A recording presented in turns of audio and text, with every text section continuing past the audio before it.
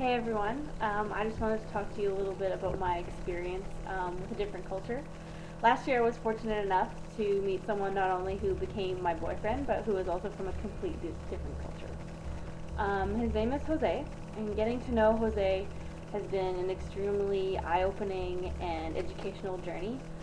To learn about his culture and why he came to America is what makes him an amazing person. From his hobbies, including baseball, to listening to music and his favorite Venezuelan food, and his experiences back home with politics and the law, I have come to appreciate his South American culture. Let's start by talking about where he comes from. He does come from Venezuela, which is in South America, which borders Colombia and Guyana, and Brazil. It is run by President Hugo Chavez, and according to Jose, he is one of the most renowned people of his country. He is renowned for bad reasons. Apparently, Chavez has this idea of a dictatorship and really wants to change the country and make it more along the lines of communism. Apparently, he's been kind of Fidel Castro in his role there in Venezuela and kind of really ruining the whole economy there. He's been meddling in foreign affairs, and according to the Independent Review, Chavez is an avowed Marxist. Mr. Chavez, in the process of destroying his country, there is no doubt.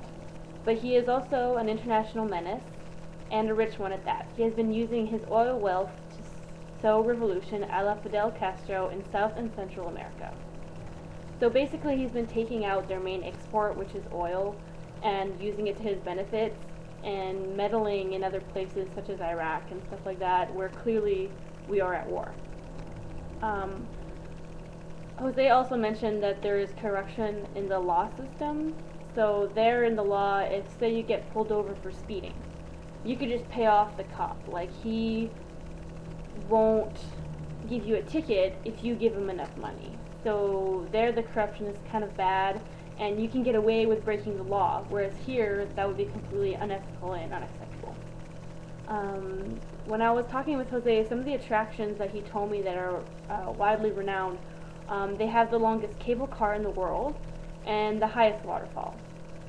So not only are there environmental attractions, but Venezuela is also quite renowned for its diversity in their culinary tastes. So next I'll talk to you a little bit about the food. Typically Venezuelan food, according to Jose, is basically rice and black beans. He says he eats that absolutely every meal. For me, I find that kind of disgusting because I'm not really big into beans. But beans and rice, absolutely every day. They eat plantains, which is kind of like a bigger version of a banana, and they eat it fried. And they also eat what are called arepas and cachapas. I've had the chance to try both of these dishes, and they're absolutely amazing. Arepas are kind of a doughy mixture where it's kind of doughy on the inside and hard and crusty on the outside. And it's very versatile because they basically can put anything in arepa and they could have it for any meal.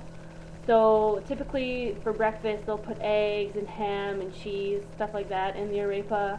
Or for dinner they'll put chicken and vegetables. Just mix it up, whatever they like to eat. And cachapas is kind of a pancake looking thing, except it's made with corn flour.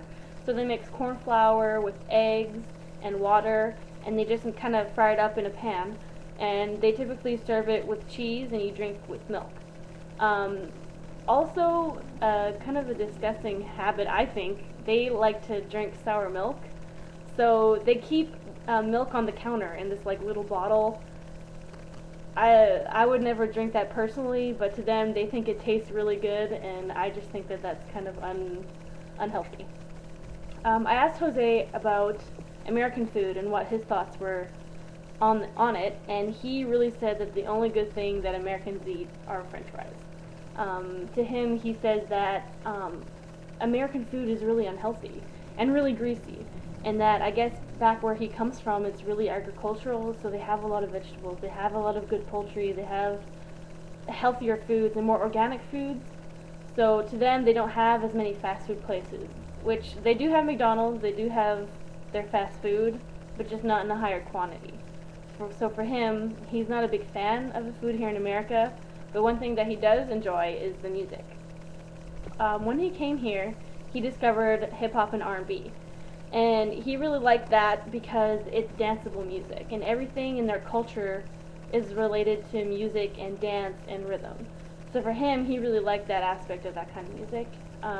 Different types of music that he does like to listen to is merengue, salsa, reggaeton, all those different types of rhythmic music.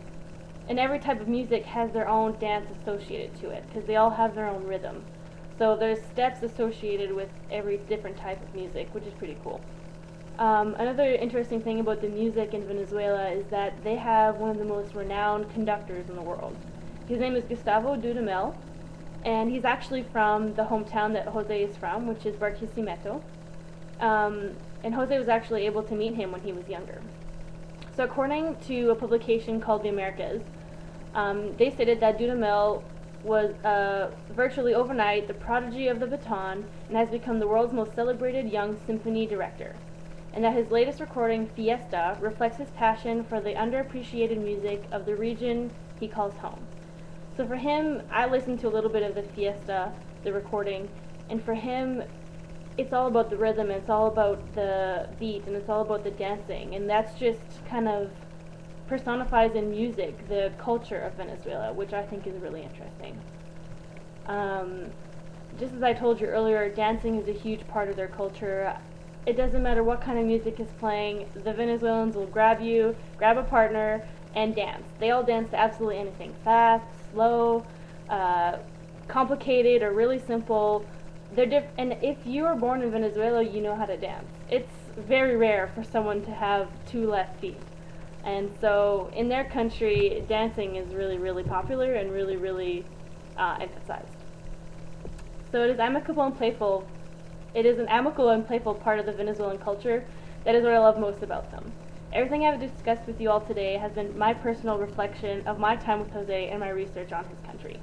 From the politics to the good food and the diverse music, Venezuelan culture is much more special than anything I have previously experienced.